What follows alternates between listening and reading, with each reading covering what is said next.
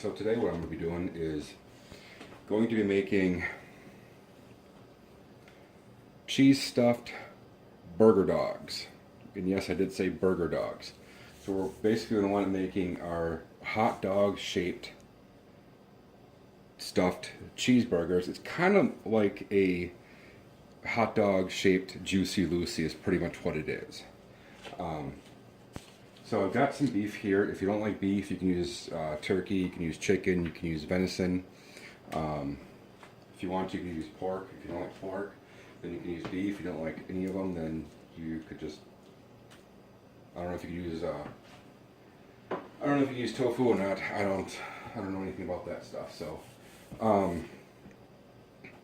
I got, the beef that I have is about 25% fat, so that seems to work out the best for these, the higher concentration of fat, rather than the extremely lean ones. You could use 93% lean. The extra fat in there does help out for the flavor and whatnot. So I've got about 2 pounds in here, and you're going to add in about a tablespoon and a half or so of Worcestershire sauce. That one's a fun one to say. If you're doing this for gluten-free, this brand is gluten-free. This is also going to be keto-friendly. And I'm going to be adding about a tablespoon and a half, maybe a little bit more, of some dry minced onions. Most of that stuff is going to be gluten-free if you're doing it for the gluten-free stuff. Otherwise, just double check the packaging. Most of the McCormick stuff is gluten-free, and the stuff that I'm using is the Great Value from Walmart. And basically what I'm going to do is I'm just going to grab my little hand mixer here. Start pushing all the way.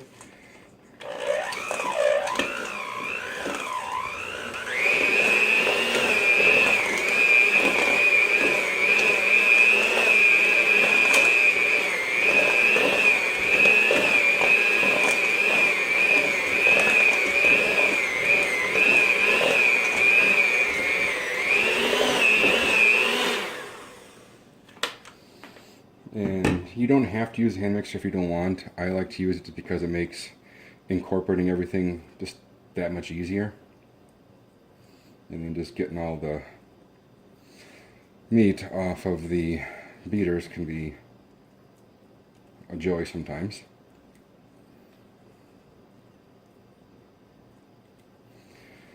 Alright, so that should be good. Alright, so now I got a cutting board out. What I'm going to do is just grab some of the beef.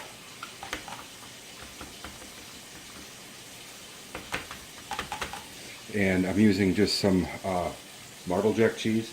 I've made it out of mozzarella and it's okay.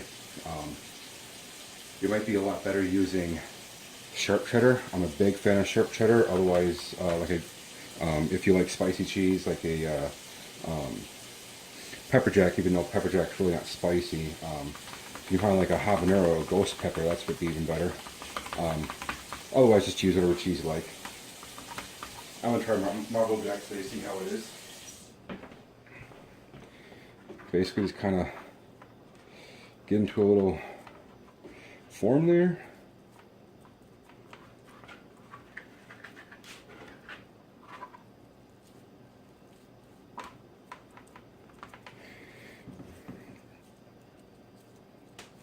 So here's one meat log right there.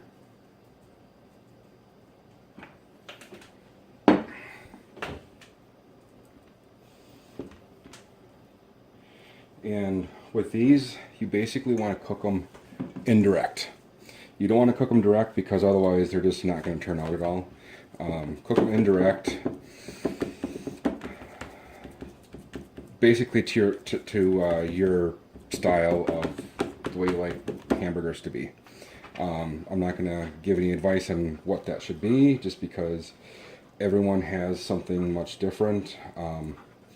For me, I like it the hamburgers when they're pink in the middle. My wife kind of likes it when it's turned into leather. Other people are different. Some people like them a lot more pink.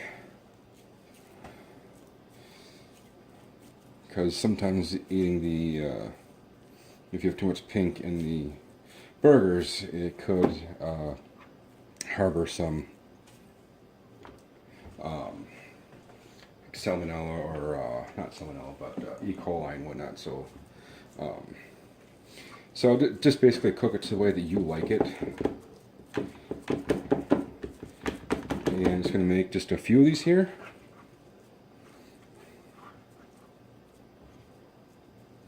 And Worcestershire sauce. It smells amazing. If you don't like Worcestershire sauce, you don't have to use it. If you will drink Worcestershire sauce like it's a whiskey, and you can use a lot more of it if you want. And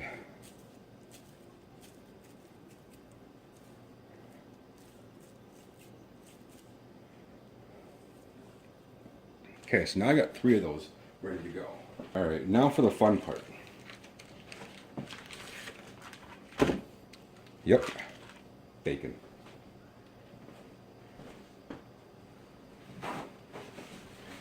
If you don't like bacon, don't have to use it.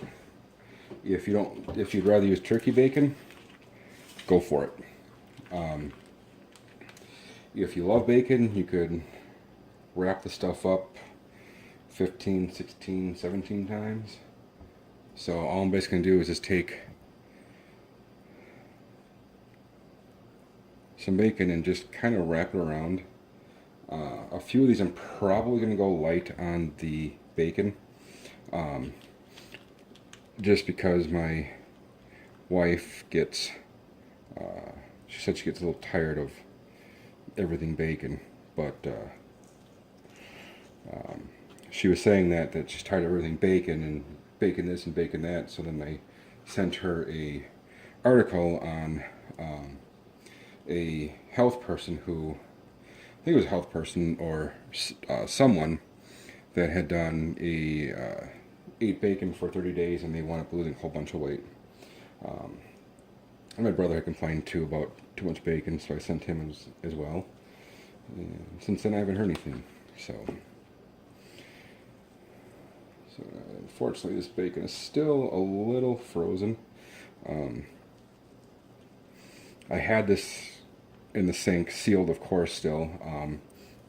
I will fill up my sink with hot water and I'll let the bacon package still sealed sit in a sink full of hot water for 10 or 15 minutes, and it will thaw it out a lot better than putting it in the microwave. So I got just another piece. Just going to kind of do 2 of these, and then I will grab some photos when they are done. If you are doing, like I said, if you're doing this for gluten-free, then you can use gluten-free buns. So far, I think the ones that are probably the worst to me are the Udis. Those are the worst. They just fall apart, and they're not all that great. I think the best one so far have been the Carb. It's the SCHAR. It's a European brand, and they're by far the best ones I've had for buns. And then if you're going to do these on the grill, like I said, you want to do them in direct heat. And if you can, use either an old pan and put them inside there. Because when I put them on my Weber grill and grill them in direct, the grease from the bacon just wound up flaring up flames all over the place, and some of them burnt.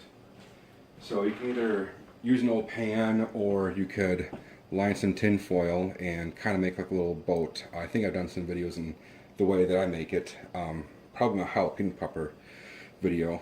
Otherwise, what I also did, So I went to the store and I bought one of these big old, you can see it's all dirty, one of these big old tin foil casserole kind of dishes. And what I'll do is to make casseroles during the summer, rather than heating up the entire house, I'll use that on the grill. And I'll line the bottom of that with just some tin foil because it makes cleanup super easy. Just take the tin foil out and throw it away, and then kind of wash it out a little bit. But you can use that in the grill too. Granted, you're not going to get the grill marks, but when it's done cooking and it's up to temperature to